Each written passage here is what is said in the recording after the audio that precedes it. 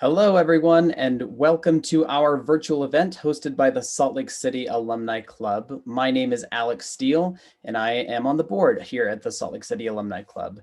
We're going to kick things off by watching a video, so we'll get that queued up, and then we'll join afterward for some questions and answers. Thank you. All right, while we're getting that video sorted out, I'll give you a little bit of context about what we're going to do today. We're going to be meeting with the owners of a couple of local restaurants, and we also have Melva Sine, who's the president of the Utah Restaurant Association, joining us. And we're here to talk about local restaurants here in Salt Lake City. The last 12 months have been rough for a lot of people and a lot of businesses, especially restaurants. So we wanted to use this opportunity to highlight some of the small businesses in the city, how they're handling the pandemic, and what their outlook is for 2021.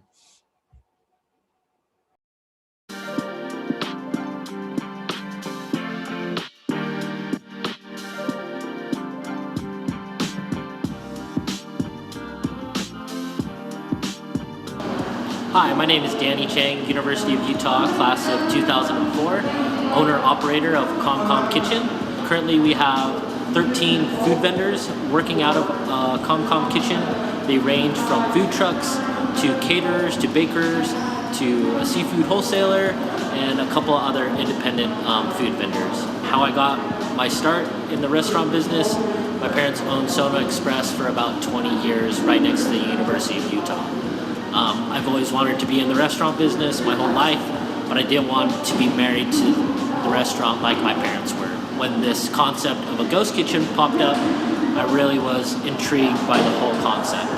I started Comcom back in November of 2019, got my business license in February of 2020, and was starting to do the remodel and build out of the kitchen space in March of 2020. However, the coronavirus came about and threw a monkey wrench into everything. However, I feel the coronavirus has helped my business. It has helped people that enjoy good food another opportunity to order food through ghost kitchens, as the ghost kitchen is only available through takeout or delivery.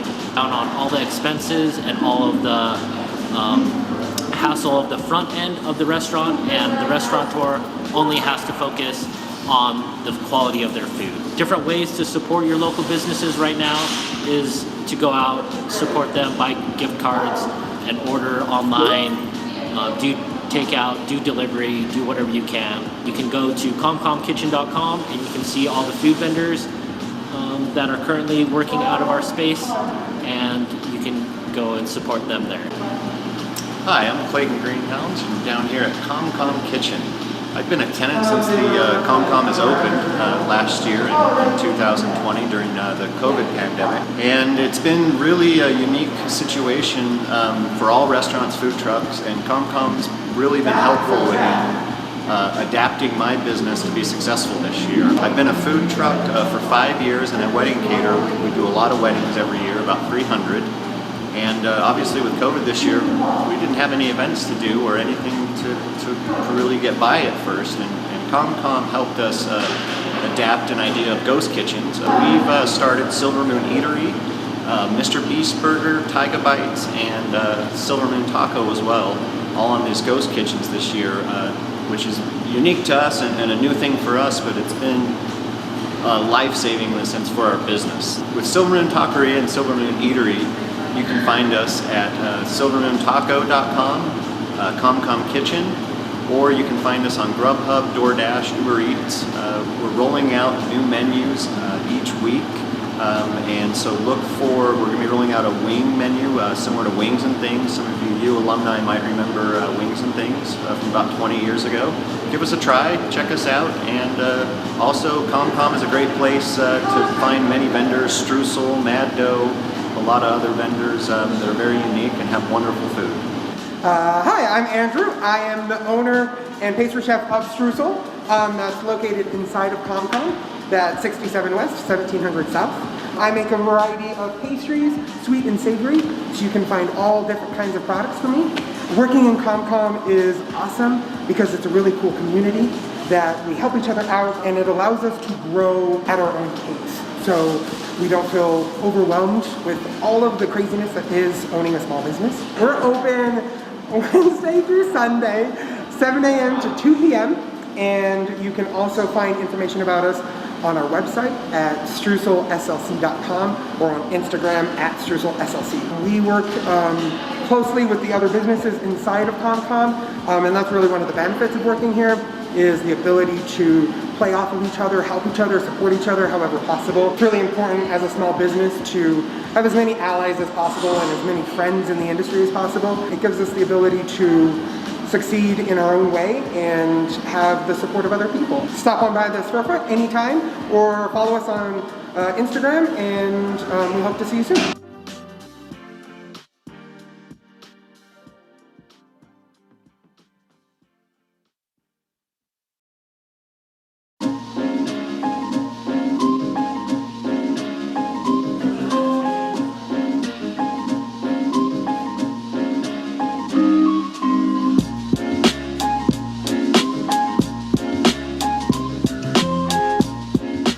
Hi, I'm Wendy Evans, and I graduated from the University of Utah in 1995. I majored in English and political science, and my husband Braint and I own the restaurant Hub and Spoke Diner. And I'm Braint Stringham, and I am the operator of Hub and Spoke Diner, which is here behind us. We opened in 2015 and been serving breakfast, lunch, and dinner for the last almost 6 years. And we're known for everything from chicken and waffles to hot browns, obviously eggs Benedict, and all your classic breakfast items. So I would say our most popular dishes are our traditional American breakfast items. So a hot brown, which we make in-house from scratch every day. We house smoke the turkey. It's in a skillet. It's very rich and filling, and is one of our favorites. We also have a chicken and waffle with spicy syrup, and comes with house potatoes, and that's also very popular. And then also, if you come for dinner, we have a short rib stroganoff, or you can just have it with the mushroom if you're looking for a vegan option or a vegetarian option.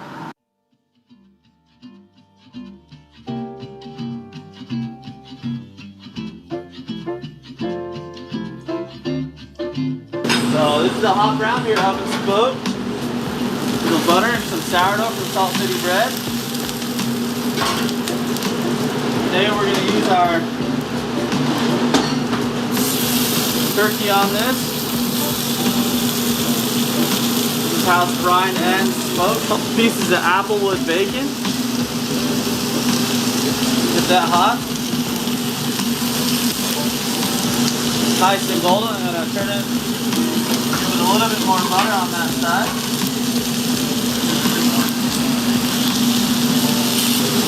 Start piling this on. Then go right into this skillet. And I'm going to swing over here and get some bechamel sauce. This is just a classic bechamel. Right over the top there. Pile on some Swiss cheese. That apple with bacon.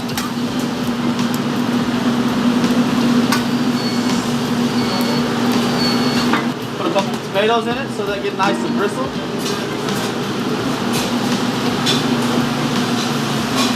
Like so. And then we're going to start our egg as that's cooking. And crack an egg. Right into that pan.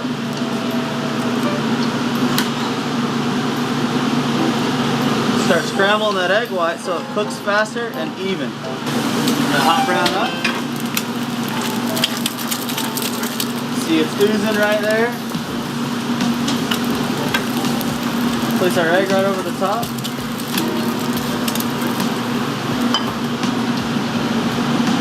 Sprinkle it with some parsley.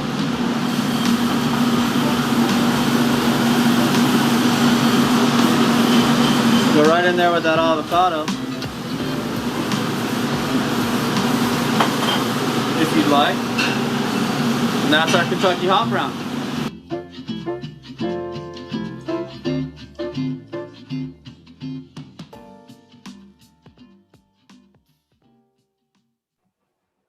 So obviously during COVID, one of the biggest things that people can do to support local restaurants is really, if you're comfortable dining in and they have dine-in options, support them by dining in.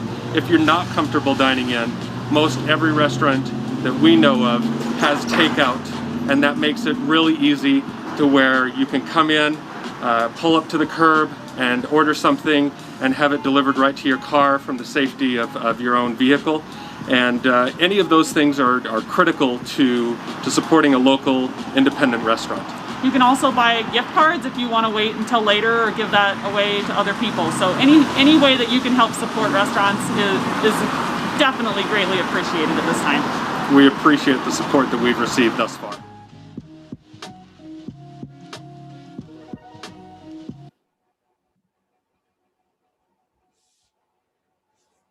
All right, so we are joined live with Danny Cheng, who you met from Comcom Kitchen, Wendy Evans and Braint Stringham from Hub and Spoke, and Melva Sine from the Utah Restaurant Association.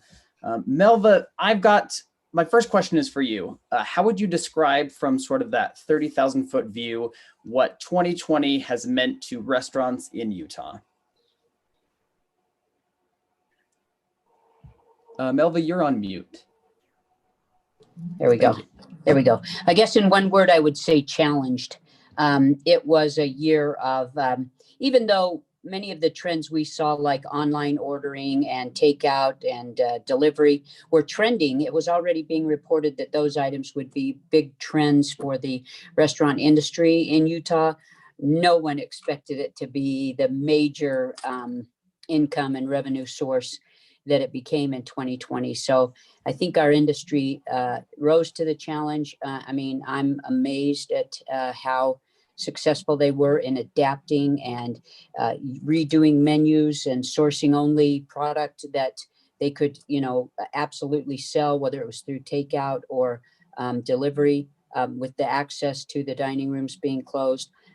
Many operations that did not have online ordering, immediately sites were set up so that we could provide online ordering access to them. And so I think that overall, the year has been challenging, and looking forward to moving back to a more normal situation for our restaurants, for whatever type of restaurant they operate. Absolutely. Bryant, same question. How would you describe 2020 for Hub and Spoke? It was absolutely the most challenging professional experience that I've had. Obviously, when we closed the dine-in portion, we went all the way down to 3 employees. So we had to let everyone go. And that was just, and even the 3 employees, that was just we didn't even have enough work for that, for the takeout. But yeah, really pivoting to taking out. And then as soon as we were able to open up for dine-in, we were fortunate enough to putting in our safety protocols and allowing our employees to come back. But yeah, it was, I can't envision a more challenging year than last year. I think Danny might be able to envision something equally challenging. Danny, do you want to talk about sort of the start of Comcom Kitchen? Yes. Well, Comcom, we opened our doors in May of 2020. So a lot of the restaurants had to adapt to, the new norm for restaurants. But Comcom was built in the pandemic. And so we took all of that into consideration when we started it, and we didn't know anything else. And so that's kind of the business model that we had to go and, chase after. And Danny, you talked about the term ghost kitchen. Will you sort of define what that is for the viewers and for people? Yeah, who a don't ghost know? kitchen is just like a restaurant, but it doesn't have any dine-in capabilities. It's just a normal restaurant that only does online ordering for takeout or delivery. Thank you. So I want to hear from all of you. How do you envision your role in the community? There's efforts to shop local. There's efforts to dine local. How would you describe what impact a small local restaurant has on its community? Danny, you're here. Let's start with you.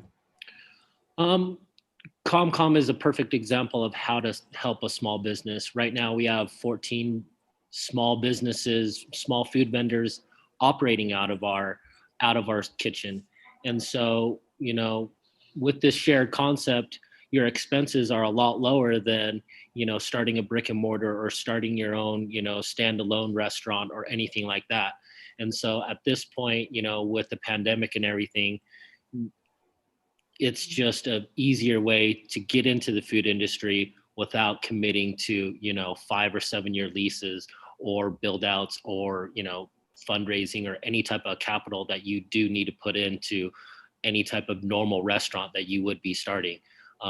You could come into our commissary kitchen and you could literally, open your doors within a couple weeks and get up and running and kind of see how it goes. And if it goes well, you keep at it. And if it doesn't, then you either pivot and try to do something else, or, it's just kind of all up in the air right now. But the commissary side, we just help small businesses get in the door at a very minimum cost.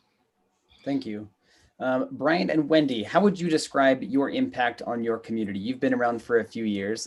Talk to me about that. Yeah, so I think, when we think about the restaurant, obviously we're employing local staff, and so that's one of the things that we think a lot about is, making sure that we're providing jobs and opportunities and growth for people in our community.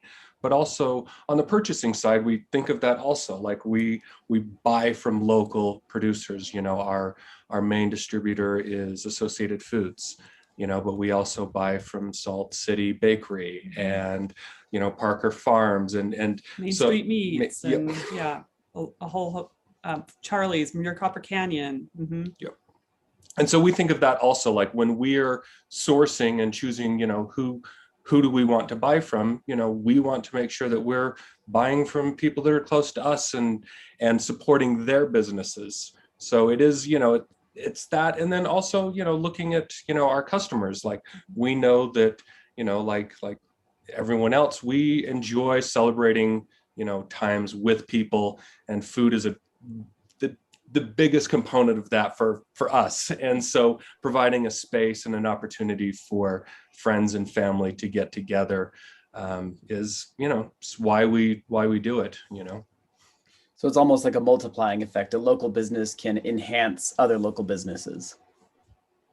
It has. And, I think of some of the, our restaurants were the first to take La Barba coffee.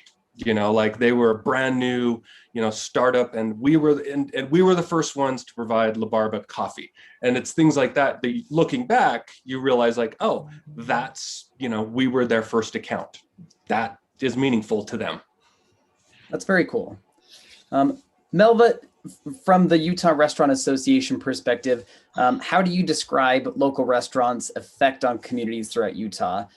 I think I wouldn't be the only one to say the restaurant scene has changed within the last 5 years, within the last 10 years. It's rapidly evolving in Salt Lake City and throughout Utah as well. Talk to me about that.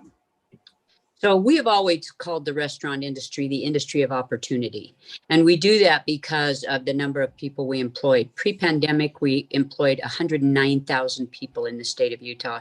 After the closure orders by May 9th, 2020, we were down to 63,000 employees. The impact is tremendous. We actually say the restaurant industry pays for more college education than parents, because we train and work with those young people who, they have great opportunity in the restaurant industry. And there's not another industry that advances people as quickly as the restaurant industry does. You start as a dishwasher today, be a server tomorrow, the supervisor the next week, and then you're the manager. You've gained that experience, you've gained it quickly.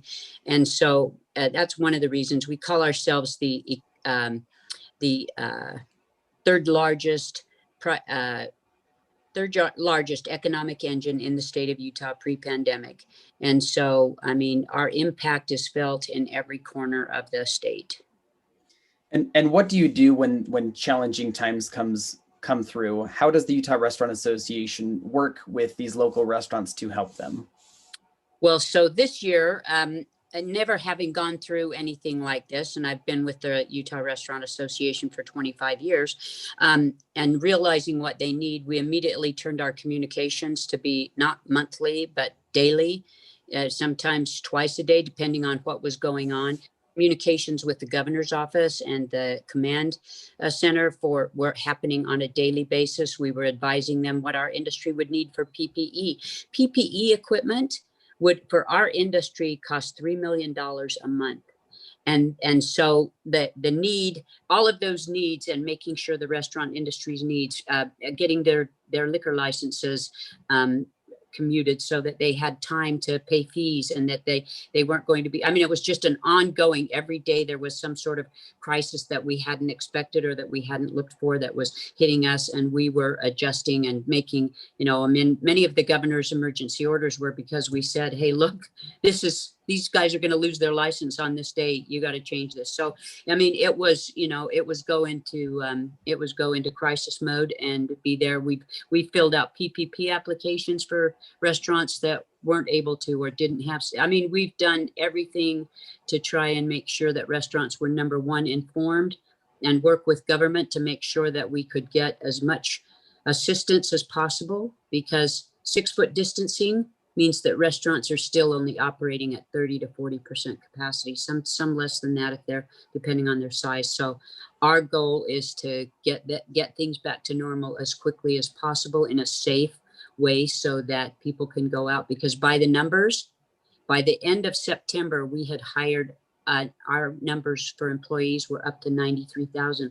So we were well on the road to recovery until the Amber Alert kind of thing went out at 9 o'clock on a Sunday night, and kind of threw the industry back into back to the pandemic was a reality, and recovery was kind of put on hold. So for us, it's just assisting them in every way. We want to see every restaurant to succeed. Thank you for talking about that. You mentioned some of the changes in 2020, and that actually answers one of the questions that just came in. Danny, I'm going to ask you the same question. Your business started in the pandemic, but what changes have you had to make because of the pandemic, besides just, businesses switch to takeout? What have you noticed that you've had to adjust based on the pandemic in your business?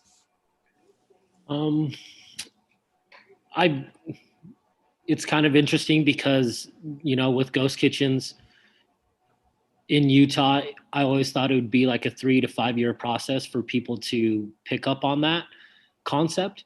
And I feel like the coronavirus has actually helped my business. It's helped actually people realize that online ordering, takeout, and delivery are like realistic options for people. If they can't support your local restaurants or businesses, you can go and do takeout, you can go and do delivery. So we haven't really changed it at all. We have just, whatever guidelines, whatever that they've wanted us to do, we've always complied with it, but we've always, tried to push whatever we could, to the maximum to make all the tenants, work more efficiently, be more profitable, just different things like that. I couldn't say any one thing that could, that we changed, just because we did start in May of 2020. And so, like I said, we were built in the pandemic. And so we weren't, adapting to anything. We were just, this is the norm for us. And so that's how we went about it. Thank you. Braint, same question. What's changed besides just switching to takeout? So I think, Melva kind of touched on a lot of this. The thing for the restaurants that were open pre-pandemic is, we went through a complete change, and you almost had a second job, which was, what is PPP? How do you apply for it? Where is it? What are the rules around it? When is it available? What are the restrictions and guidelines? What are the training? Like, really, the Restaurant Association, when Melva talks about that communication tool, like, none of us had the insight without that communication tool. So, we were learning through the Utah Restaurant Association what we needed to do. How are we supposed to space this out? What are the rules? What are the, there's no more pre-busing. Oh, okay. We can adapt to that. We can make those changes. So, yes, like obviously there was changes in spacing, but also with those changes, we also had to look at, okay, we have less tables. How do we optimize that?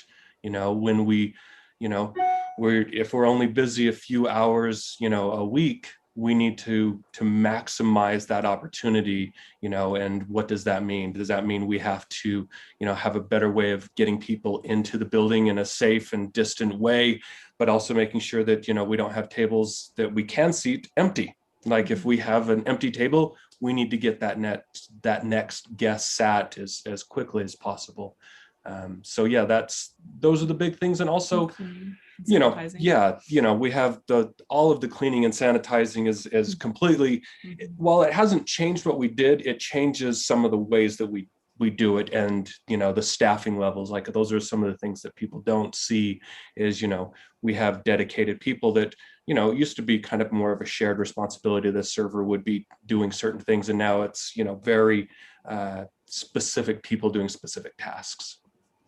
And you sort of led into my next question. What's something that people don't realize about running a restaurant? You've been in business since 2015, which is remarkable. Congratulations. Tell people something that they might not know about running a business successfully for 5 years. The restaurant industry is very hard. I think anyone that has worked in a restaurant has an appreciation for the unbelievable amount of moving parts that a restaurant takes. And we joke, like even little things like, how often does your refrigerator go down? Well, we open our refrigerator, 1,000 times a day. So it breaks way more often than your home refrigerator. So, even little things like equipment. I think the one thing that I would say, and it's an interesting thing. I don't think a lot of people realize how the dine-in and takeout and delivery works for a restaurant. One of the things that we see is most restaurateurs and they want to make it right. And, please, like if there's a mistake, let them know. Like the hardest thing is that 1 or 2 star Yelp review that has no details. And how do you fix it? But, we want to fix and make things right. And, when you order takeout, that's one of the biggest challenges we've had in this new world, is having so much delivery and takeout is, we're used to being able to fix something on the fly, like, hey, we made that wrong. We didn't give you the right food. We missed something and we can fix it right then. When you go home, all of a sudden it's a whole new challenge of like, oh, how do we make this right now? Got it. Yeah, there are a lot of moving parts that I didn't know about either. Danny, we have a question that came in specifically about Comcom Kitchen. Someone asks, what does takeout look like at Comcom Kitchen? Will you talk about that? All of our takeout is through our own individual food vendors. And so if you want to go and order things specifically from them, you would have to just use their website or their portal or whatever, Uber Eats, DoorDash, whatever they're using. Comcom really isn't like a kitchen. I started a ghost kitchen out of it just to, introduce Salt Lake City to the ghost kitchen concept. But Comcom Kitchen is literally just a commercial commissary kitchen that supports, 14 or 15 of the food vendors that we have that are all local. They're all, small businesses all trying to make it out of here. So Comcom really isn't like a kitchen or anything like that, or we don't really do takeout or specifically like that. It's all tailored to how do we support all the individual food vendors that are operating out of Comcom. And we do, I help them out with, my social media or through my webpage or through Comcom's webpage and stuff like that. And so there's really I can't really specifically tell you what the takeout version of Comcom is.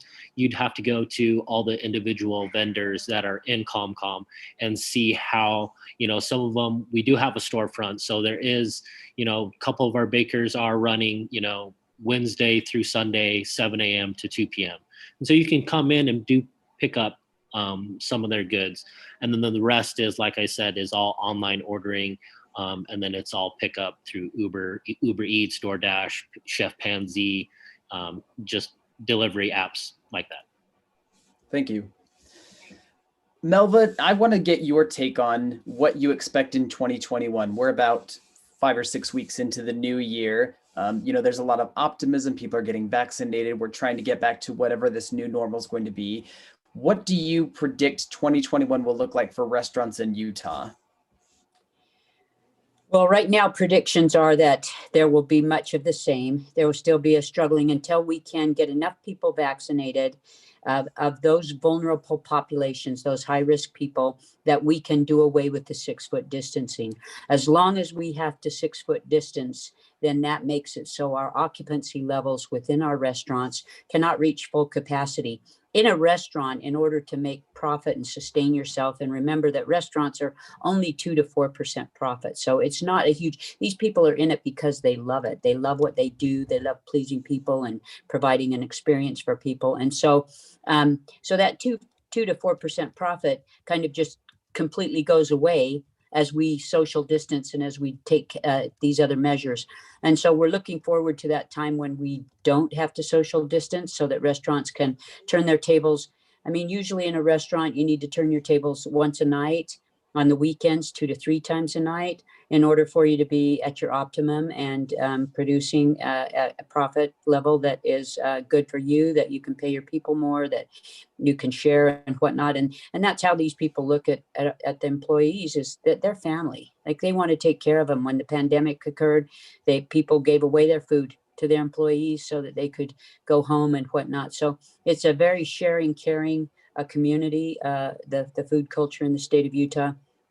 And so for us, we're expecting it to be, once again, a challenging year. But we expect that towards the end of the year, we'll start to see some recovery. There is an act that has been introduced at the federal level to provide $120 billion worth of funding just for the restaurant industry. That's all restaurant industry. That's food trucks, bars, caterers. All of these types of people would receive money. So that's been reintroduced. We're hoping that passes. We're hoping that PPP continues to, be a stabilizer, and that we can get our workforce back. One of the biggest problems we will have is people have been on unemployment. They've been making, $600 from the federal government plus whatever they got from the state. And so getting people in the frame of mind that every kind of work, there's dignity in every kind of work, and being independent and supporting yourself. And so we have some very big issues to overcome, but I know we will overcome them and we will succeed. Thanks, Melva. And a question came in while I've got you. Let me toss this your way. We're talking about, getting back to a new normal, hopefully getting rid of that 6-foot social distancing, sort of getting back to what used to be the case. What lasting changes has the pandemic created for the restaurant industry that will shift how things are going in the future? Well, I think that you'll continue to see takeout be a large part. It was already trending that way for 2020. It was projected that would be. I think you will still see a huge market in third-party delivery and those types of things. Hopefully, we'll bring about some changes that make our liquor laws more workable in the state of Utah, because there is a need there to be able to provide everything that we sell, all beverages, all food and whatnot, in that kind of a trend. So we're hoping that we'll see some changes in that end that will make it so that restaurants can provide a full experience if a person chooses to use takeout. But that will be, I think, the biggest trend, that you will still see takeout be a large part of the market. That's interesting. Thank you. For the Hub and Spoke team, someone asks, what do you recommend or what do you suggest for Valentine's Day? If somebody were to order from your restaurant for Valentine's Day, what would you recommend?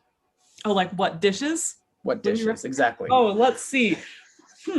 For dinner or for breakfast? We are running a special, a salmon and a steak special for Valentine's.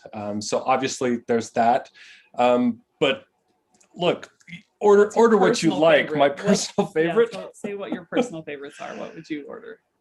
If I'm doing takeout, like you can't beat the hot brown, because even if it cools down a little bit, it's still absolutely delicious. And the sourdough bread holds up well if you need to reheat it a little bit. Certain things, like we sell a lot of Benedicts to go, and I'm always like, oh, the Benedict is so great in the restaurant. It's so hard to compete when it gets home. But yeah, those, like, they're fantastic. And the other thing I would say, and this kind of goes across the board, is that, a lot of people, especially in Salt Lake, they think we're in winter and so the patios are all closed. And call any restaurant and ask, is your patio open? We all have heaters. We all open the patio. We set it up. We'll make you as warm as possible. We have a lot of people who, don't feel comfortable dining in, but the patio is a great option for these restaurants. And we're so happy, and our servers love it. It gives them a break from being inside to going outside. There's such lovely days, when, especially right now, like if you don't want to dine in, there's patios all across Salt Lake. Thanks, Bryant. Danny, same question. Are there any Valentine specials at Comcom Kitchen that you know about? Yeah, definitely check out our bakers, Streusel, SLC, Streusel Bakery, Mad Dough Baker. They all do like Valentine's specials. We have Magpie Sweets and Eats. Maggie's a caterer that's in Comcom, and she does, weekly, meal prep options, and she does like a Valentine's special or Valentine's cookies and whatnot. And so, like I said, just check out Comcom Kitchen, see what vendors we have available, and then kind of go that direction and help them out. But on that note, everybody in Comcom, we share shared space, and so expenses are low for everybody in Comcom. I would say, help hub and spoke, help out your local restaurants, because they're the ones that are really struggling. Danny, you're a great guy. Thank you. And Alex, you did ask something that people don't realize, and Danny kind of hinted at this, but one of the great things about the ghost kitchens is those lower costs, for delivery. One of the things that most people don't realize is that the delivery services, that is anywhere from 20 to 30% that they charge the restaurant. So if you order $20 of food, the restaurant's getting only somewhere between 70 and 80% of that. And that's something, like, if you're close and you're willing to drive over, we're so happy, for you to order with our in-store platform, and we just give you the food. And that allows, like, when you do tip, it goes to the servers at Hub and Spoke. And we love DoorDash and Grubhub, and we use them, and they're fantastic. But that is one thing that most people don't realize, that for restaurants that have, a physical footprint, that is a significant cost that we're happy to do, but also most people don't realize that. No, that's a good point. Someone asks, we've talked about support from the community, support from people who are looking to support local businesses. What would be some support that you would like to see, maybe on a policy level or from different levels of government, that could really help your business or restaurants in general? I would say go ahead. I was going to say, the things that absolutely have helped us, having been open pre-pandemic, the PPP was a lifesaver for us. You can't overstate that for us. The Utah Shop in Utah grant, again, also a lifesaver for us. Like these policies where if you're not familiar with the Shop in Utah, it was a grant to restaurants who then had to give away discounts to their customers. It really was a win-win for us and for our customers. Like these types of programs that allow people to, support their business and allow us the opportunity to then, make the rent payment, but also give a discount. The restaurant associations really helped in those ways, all the things about liquor licenses, allowing us to dine further out and, parking spaces within, the restaurant, like those, kind of expanding out, that's made a big difference. But it would also be great to see some of the legislation that I think Melva hinted to, and she can talk more in detail about it if there's interest, but being able to sell whatever products we have on our menu is a big help, and being able to do that through takeout, including beverages, et cetera, that would be a big help if that could get through too. Melva, will you talk about that a bit more? You did hint at it earlier, but what are your thoughts? Yeah, so as far as policy goes, and lawmakers are meeting right now, and we have been working to get cocktails to go. We've been working on several issues at the legislature related to alcohol. One thing would be to reduce the price. In Utah, we don't have a wholesale system where a person, I as a restaurant owner or a restaurant owner, pays the same price as a consumer.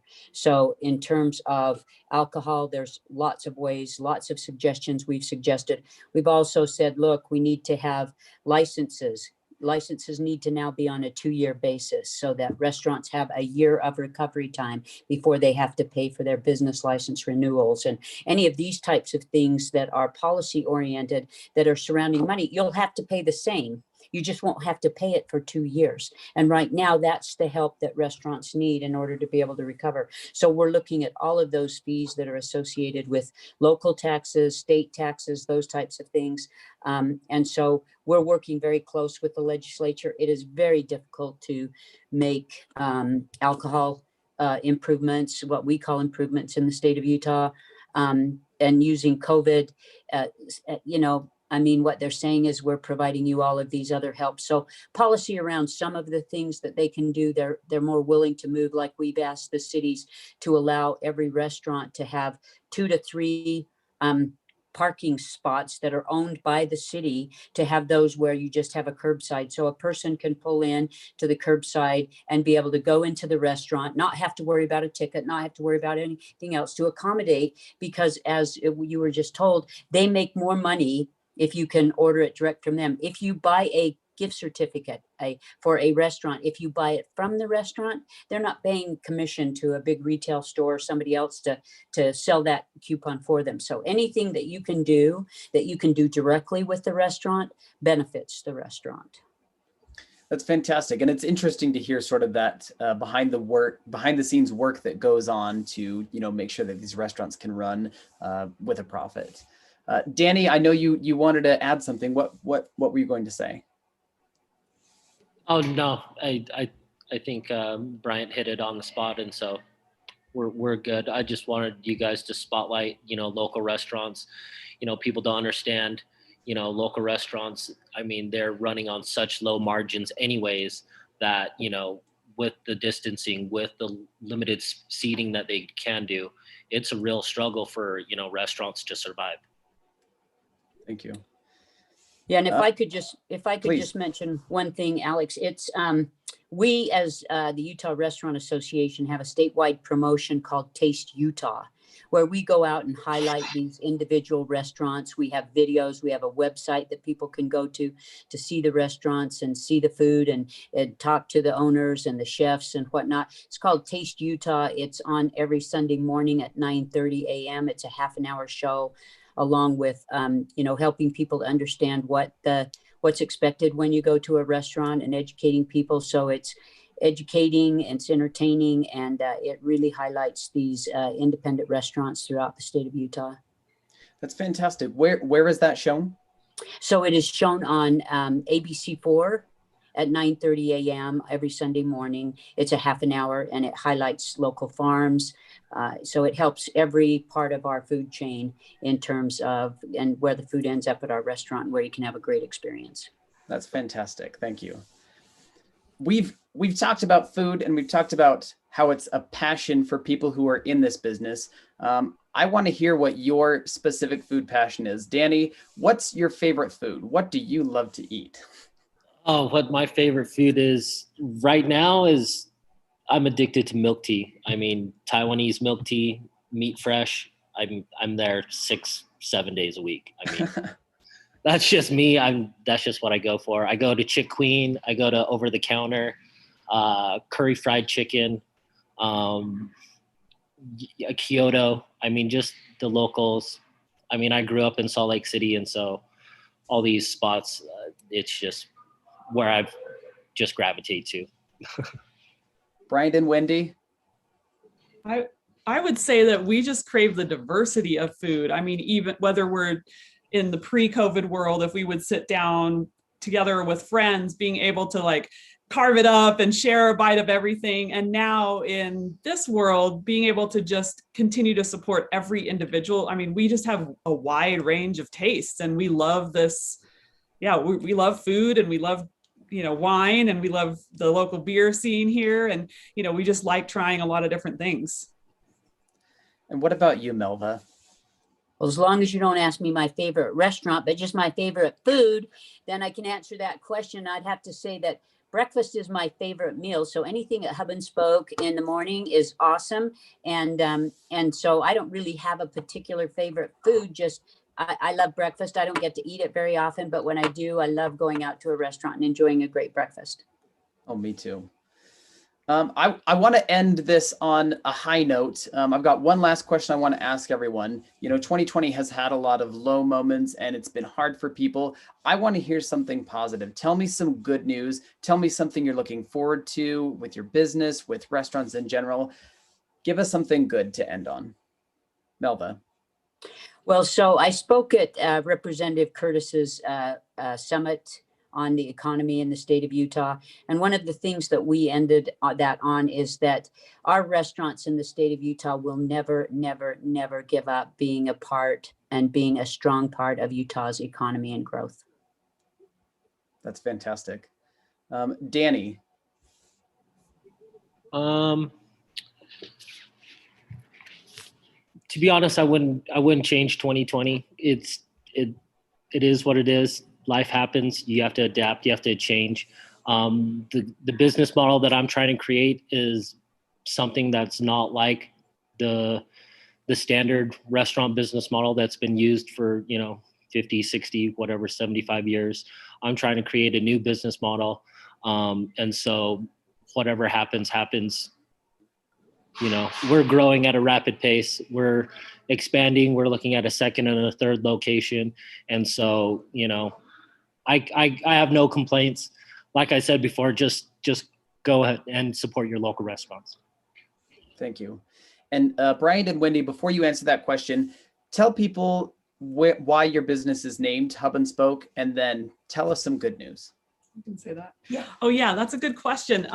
So my grandfather, who my dad's family's from Minnesota, and he ran a little restaurant called the Hub Cafe. And so we kind of picked up on that and just thought, we would do a little twist on it. And that's where the Hub comes from. And we just, came up with Hub and Spoke from that. And then you answer the other. Yeah, the things that I love seeing on Saturday and Sunday for brunch, that we have people in the parking lot waiting to dine. It really does feel great. We feel so fortunate to be able to serve them. And yeah, each week that we're open and each day, we feel very, very fortunate with all the support of the community, the restaurant association, and to be open. There was certainly days where that was a very, very large question for us. Thank you for your honesty.